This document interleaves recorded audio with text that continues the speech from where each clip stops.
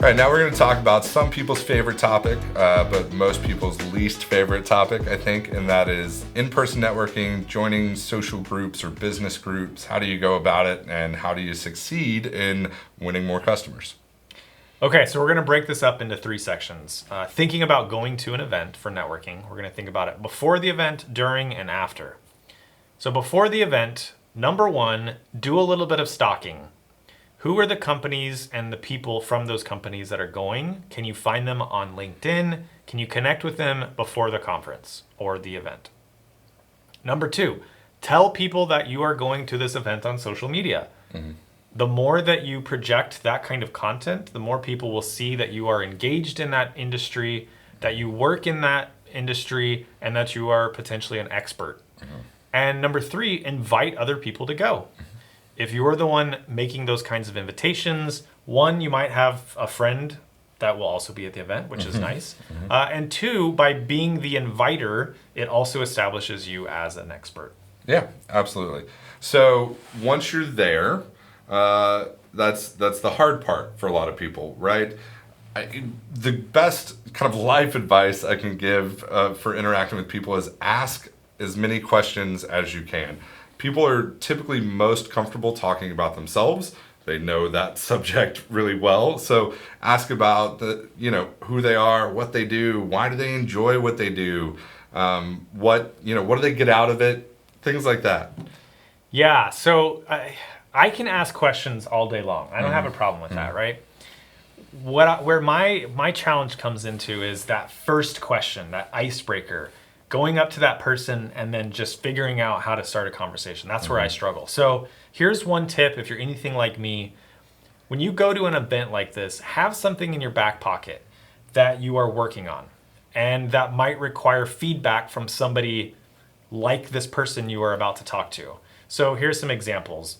Maybe you have a podcast and you're asking them questions about your podcast, or maybe you're doing a blog post and you're writing about let's say you're at a financial conference and you're writing about, what does the financial world think of branding in 2021? And you want to get feedback from other people in the financial industry.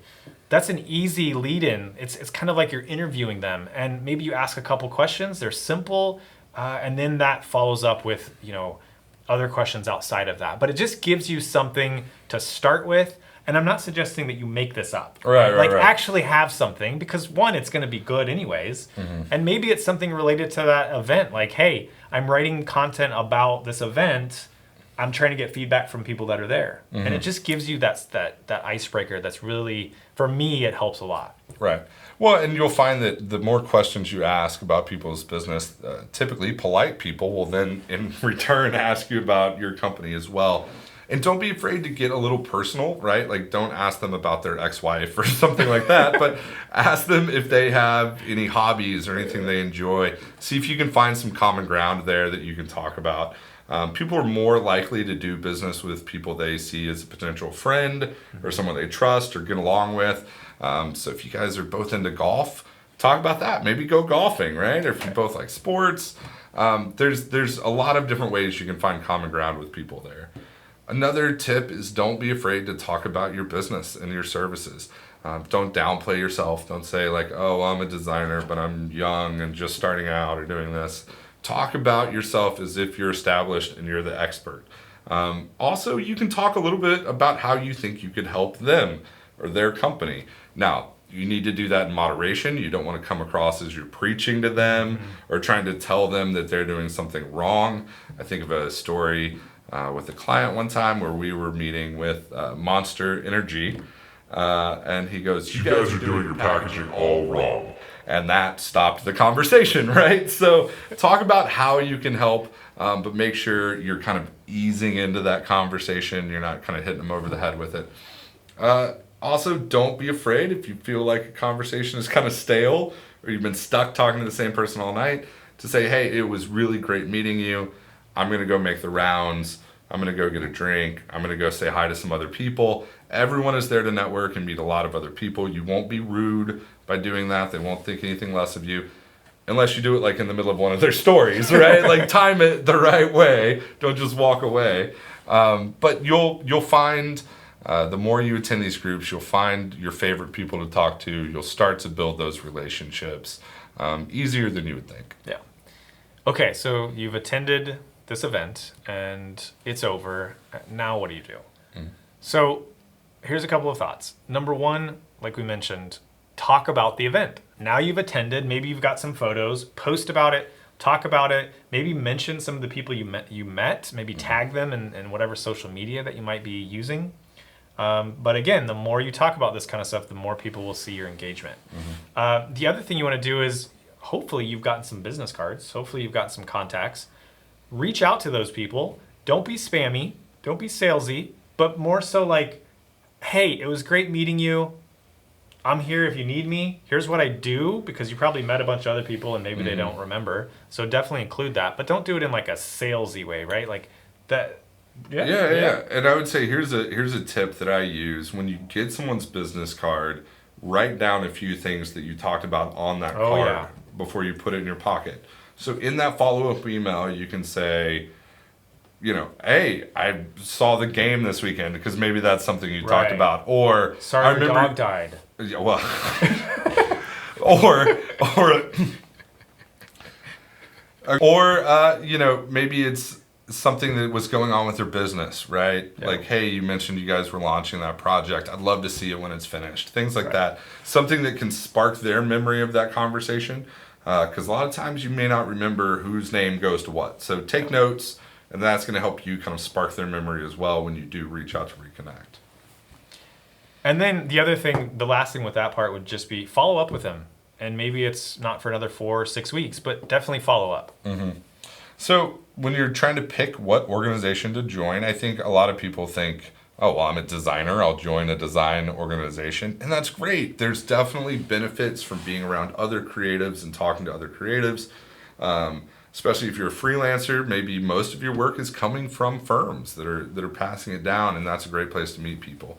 But it's probably more beneficial to go, especially from a winning business perspective, to go to organizations where you may be the only creative in the room, right? So think about the different hobbies you have, or the different organizations that exist in your town, and find the one that's the right fit for you. For instance, in our town, we have a Chamber of Commerce that we aren't all that active in, but there's a group called Young Professionals that we fit in really well with, although we may be aging out soon. I think 35 is the top of the age group. And then find sub-organizations in those larger organizations. A lot of them will have a softball team or a kickball team, or maybe a group that goes and plays golf or goes and sees movies together, right? Find something that interests you. It's going to be easier for you to engage and form those relationships when you do that. It's also okay to not continue going to that event, right? Like if you do something 5 or 6 times with an organization and it's not the right fit, it's okay to not go back, right? You're not locked in for life there. Yeah, and the last thing I would add there is, as far as consistency goes, the more often you go, the more people you're going to meet, the more familiar you're going to be with the regulars who are attending, and the more likely you are to be remembered for whatever your services that you're offering. So try to be consistent, but like you were saying, if it's not working out, like there's going to be a point where you say, okay, this isn't worth my effort and time, and so just stop, and that's okay. Right. Now, if you have any commitments, if you've signed up to play on the softball team, like keep doing that. Finish the season. Like that. Yeah, finish the season. One thing to think about too is if you can't go to a lot of the meetings, right, it may not be the organization for you, right? If you can only attend 1 out of every 10. Now, if you can attend half or something like that, see if you can plug into the in-person meetings, and then if there's some sort of online community that mirrors it, right? If there's a Facebook group or something you can be involved in. You don't have to be at every single meeting, but you do need to make sure that you're going to enough and engaged enough with a group that people don't feel like you're there just to sell yourself occasionally, that you're actually participating. Another way to participate is ask if there's any leadership roles that you could, be a part of, or any ways you could help out the organization. typically organizations will recognize that. Thanks to so-and-so for helping put this on, or for letting us use their business space. That's going to effectively allow you to network with everyone in that group, right? You don't have to make those personal connections anymore because people are going to know who you are, and it's going to make those icebreaker moments a little bit easier. Yeah. So to kind of wrap things up, if you are networking and you are truly going to events and you're talking to people and you're meeting people, you are going to get more work. And networking is one of the strongest ways to get new work. Absolutely. Yeah.